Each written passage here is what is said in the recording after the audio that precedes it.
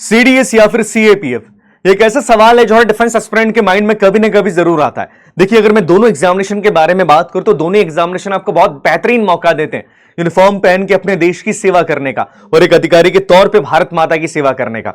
जय everyone, I am Prathamesh Ranjani और मैं आप सभी का सीडीएस वाला के इस अमेजिंग प्लेटफॉर्म के ऊपर बहुत बहुत स्वागत करता हूं। आज की इस वीडियो के अंदर में दोनों एग्जाम्स के बारे में बात करेंगे कि दोनों एग्जाम्स के बीच में डिफरेंस मेजरली क्या है, आपके लिए क्या एग्जाम सही है, आप अंत में डिसाइड कीजिएगा। पर याद रखिएगा, आप किसी भी एग्जाम की तैयारी कर रहे हैं, अंत में जाके आप भारत माता और अपने देश की सेवा ही करने वाले हैं। हालांकि देखिए, दोनों एग्जामिनेशन के अंदर मेजर डिफरेंसेस भी है, दोनों एग्जामिनेशन के अंदर अपने अपने फायदे होते हैं, पर आप क्या चूज करना चाहते हैं अंत में आप डिसाइड कीजिएगा। सबसे पहले हम बात करने वाले हैं सीएपीएफ एग्जाम के बारे में। सीएपीएफ मतलब सेंट्रल आर्म पुलिस फोर्सेज। देखिए, जब हम सीएपीएफ के बारे में बात करते तो पहले से पैरामिलिट्री के नाम से जाना जाता था, पर 2011 के बाद सरकार ने इसका नाम सीएपीएफ करा, that mean central arm police forces, क्योंकि ऐसा लगता था कि पैरामिलिट्री के नाम से इसे पुकारना शायद थोड़ा सा इस पोस्ट को, इस डिपार्टमेंट को डिग्रेड करना है। अब सीएपीएफ के अंदर मेजरली हमारी 5 फोर्सेस आती है, एसएसबी, आईटीबीपी, बीएसएफ, सीआरपीएफ और सीआईएसएफ। सीएपीएफ एग्जामिनेशन के द्वारा आप इन फोर्सेस को असिस्टेंट कमांडेंट के तौर पे ज्वाइन करते हैं। याद रखिएगा, असिस्टेंट कमांडेंट एक बहुत बड़ी पोस्ट होती है। अगर मैं क्लियरली सीधे तौर पे बात करूं तो ये भारत के अंदर पुलिस सर्विसेज में एक डीएसपी के बराबर पोस्ट है और आर्मी के कैप्टन के बराबर पोस्ट होती है। अब सीएपीएफ एग्जाम के बारे में बात की जाए तो इसका रिटन एग्जामिनेशन थोड़ा सा डिफिकल्ट होता है, क्लियरली मैं बात करूंगा।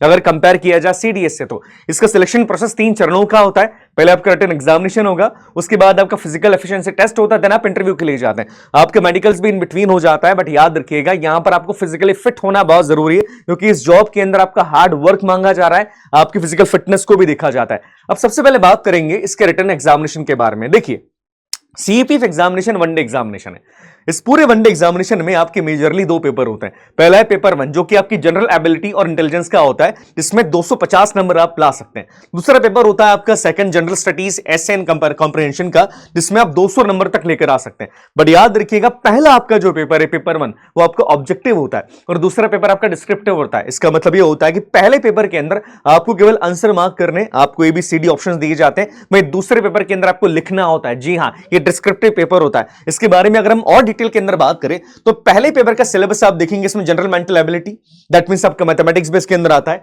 General science, current events, national international importance, Indian polity, Indian history, Indian and world geography पहले पेपर के अंदर आता है। मगर हम ये कह सकते हैं कि जो सीडीएस एग्जाम का पेपर होता है ना, सीडीएस का आपका जो जनरल स्टडीज का पेपर है, वो पूरा पेपर यहां पर आपको देखने को मिलता है। भाई, अगर हम इसके पेपर 2 के बारे में बात करें तो पेपर 2 के अंदर आपका डिस्क्रिप्टिव पेपर होता है, जो कि आपका टोटल नंबर के बारे में बात की जाए तो 200 नंबर का होता है, जिसमें 80 नंबर आपके आते हैं ऐसे राइटिंग के और 120 नंबर होते हैं आपके कंप्रिहेंशन एंड लैंग्वेज स्किल के, जिसमें आपकी precis writing, comprehension, communication, language skill देखी जाएगी, ग्रामर एंड वोकैबुलरी आती है। ये आपका डिस्क्रिप्टिव होता है। याद रखिएगा, यहां पर आपको खुद को लिखना पड़ता है। इन दोनों पेपर्स को जब आप क्लियर करते हैं, हालांकि एक चीज याद रखिएगा, अगर आप पेपर 1 क्लियर करते हैं तभी आपका पेपर 2 चेक किया जाएगा। दैट मींस आपका पहला पेपर जब आप क्लियर करेंगे तभी आपका दूसरा पेपर चेक किया जाता है। इसके बाद आपका फिजिकल होता है। फिजिकल के अंदर आपका फिजिकली फिट होना जरूरी है, क्राइटेरिया क्लियर यहां पर लिखा है। एग्जांपल की बात की जाए, 100 मीटर रेस आपको कंप्लीट करनी पड़ेगी फॉर मेल्स 16 सेकंड के अंदर, फीमेल्स को कंप्लीट करनी है 18 सेकंड के अंदर। 800 मीटर रेस आपको कंप्लीट करनी है 3 मिनट 45 सेकंड के अंदर की जा सकती है। 3 मिनट 45 सेकंड बहुत छोटा ड्यूरेशन नहीं की जा सकती है। वहीं फीमेल को कंप्लीट करनी 4 मिनट 45 सेकंड्स के अंदर। लॉन्ग जंप के बारे में बात करें, 3 चांसेस आपको मिलते हैं।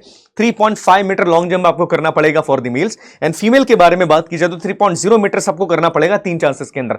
लास्ट आपको शॉर्ट पुट, जो कि 7.26 केजीज का गोला आपको दिया जाएगा और आपको 4.5 मीटर्स मिनिमम उसको फेंकना होगा।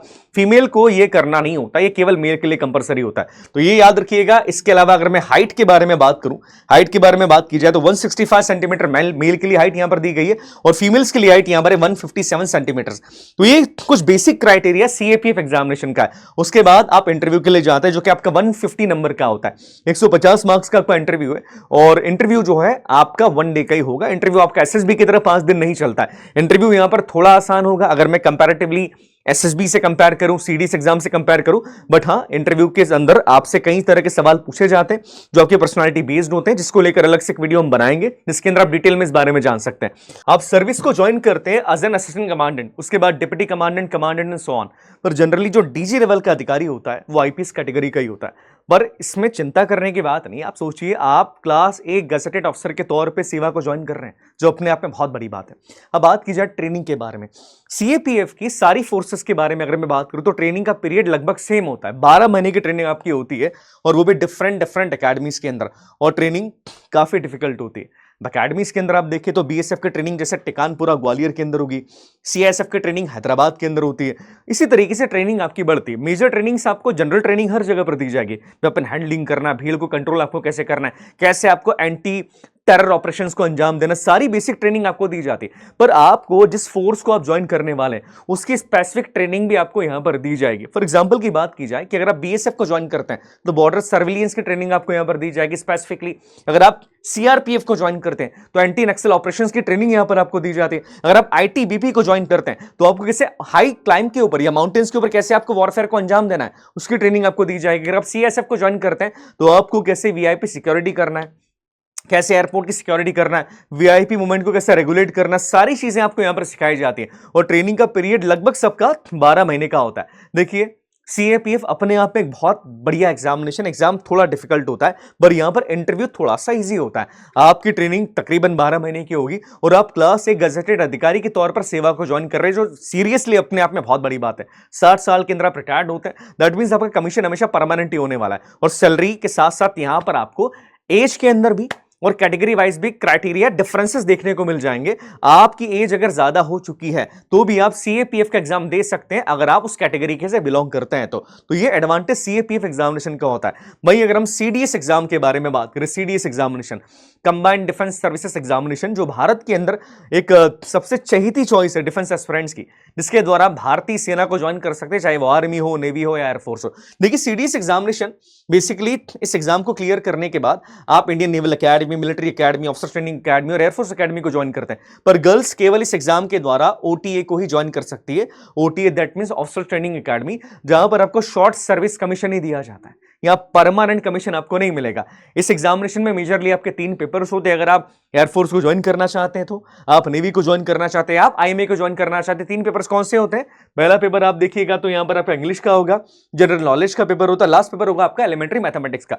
अगर आप ओटीए ज्वाइन करना चाहते हैं, जो कि गर्ल्स केवल ओटीए ज्वाइन कर सकती है, बॉयज भी ओटीए ज्वाइन कर सकते हैं, तो आपको केवल 2 पेपर देने होते हैं, दैट मींस इंग्लिश का और जनरल नॉलेज का। इसके बाद इसका पैटर्न नॉर्मली देखा रिटर्न होगा आपका, एसएसबी के बाद मेडिकल्स और उसके बाद आपकी मेरिट लिस्ट निकल कर आती है। अब देखिए, एसएसबी इस प्रोसेस के बारे में आप सब जानते हैं, ये 5 दिनों का प्रोसेस होता है, जहां पर आपके मनसा वाचा कर्मणा को देखा जाता है।